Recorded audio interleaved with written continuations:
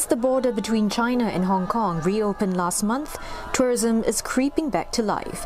In January alone, nearly 500,000 people visited the city, 3 times higher than December. But visitor arrivals are still only at 10% of pre-pandemic levels. Hong Kong has launched a US $12.7 million campaign to draw tourists back, including giving away 500,000 free air tickets. If it can attract 1.5 million visitors as planned, so the economic contributions can reach up to 2.7 billion Hong Kong dollars. And it will surely benefit those tourism-related sectors such as accommodations, retail, and food services. And of course, the effect of the campaign also depends on how well it is managed. Operators are now on an overdrive to scale up manpower.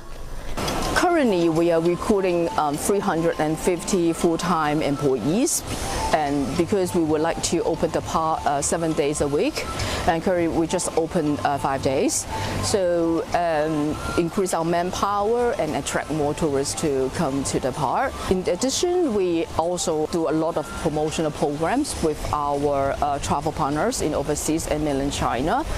The campaign is meant to kickstart the economy, but the industry is not quite ready. For instance, a 3,000-member business delegation from the mainland recently changed their overnight trip to a day one, since there weren't enough coaches. These are tour buses for cross-border travel as well as domestic trips, and they've been parked here in the last 3 years because tours were suspended.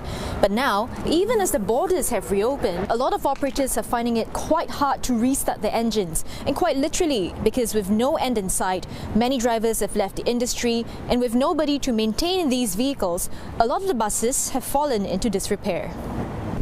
我哋嗰個營運能力或者接待能力咧，我諗可能冇咗70%喺鼓勵人手翻嚟啦。例如咧，可能有啲獎金鼓勵咧，過去有啲從業員佢重新翻嚟旅遊業工作。咁咧呢啲旅遊巴士，如果政府係能夠提供到一啲貸款嘅援助，或者啲直接嘅財政嘅援助，係幫我哋咧係有足夠嘅資金，盡快維修好啲巴士，等啲巴士可以出嚟咧接待旅行團。And to make sure the campaign can generate the revenue it needs, audit firm KPMG called on the government to disburse a further round of consumption vouchers, this time restricting part of the amount to catering and tourism to spur their recovery. The consumption vouchers did cushion the negative demand shock during the pandemic. Hong Kong is now returning to normal. It sounds more reasonable to gradually remove those ad hoc relief measures, including the consumption voucher scheme. Given the expected huge deficit, it's unclear if the government will dip further into its coffers. But for now, with a large fiscal reserve of $100 billion, Dr. Wong says it's unlikely to see any additional financing plan. Financial Secretary Paul Chan expects a stronger recovery from the second quarter of this year. Deborah Wong, CNA, Hong Kong.